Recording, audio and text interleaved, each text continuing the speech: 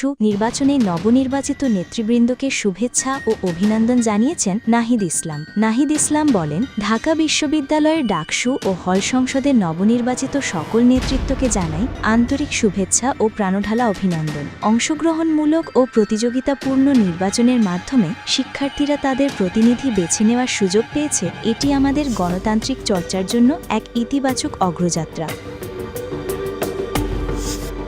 তিনি আশা প্রকাশ করে বলেন, আমরা প্রত্যাশা করি ডাকসু হবে শিক্ষার্থীদের প্রকৃত আকাঙ্ক্ষা ও স্বপ্ন বাস্তবায়নের প্ল্যাটফর্ম। আশা রাখি ডাকসুর নেতৃত্ব বিশ্ববিদ্যালয়ে একটি গণতান্ত্রিক, একাডেমিক এবং সন্ত্রাস ফ্যাসিবাদমুক্ত পরিবেশ গড়ে তুলতে কার্যকর ভূমিকা রাখবে। পরাজিত প্রার্থীদের প্রতিও শুভকামনা জানিয়ে নাহিদ বলেন, যারা এই নির্বাচনে অংশ নিয়েছেন কিন্তু বিজয়ী হতে পারেননি, তাদের প্রতিও শুভকামনা জানাই। সুস্থ প্রতিযোগিতার এই চর্চাই আগামী দিনের নেতৃত্ব তৈরির মজবুত ভিত করে দেবে। তিনি আরও প্রত্যাশা ব্যক্ত করে বলেন, ডাকসু নির্বাচন অব্যাহত থাকুক, এটাই আমাদের প্রত্যাশা। দ্রুতই সব বিশ্ববিদ্যালয় ও কলেজে নিয়মিত ছাত্র সংসদ নির্বাচন অনুষ্ঠিত হোক,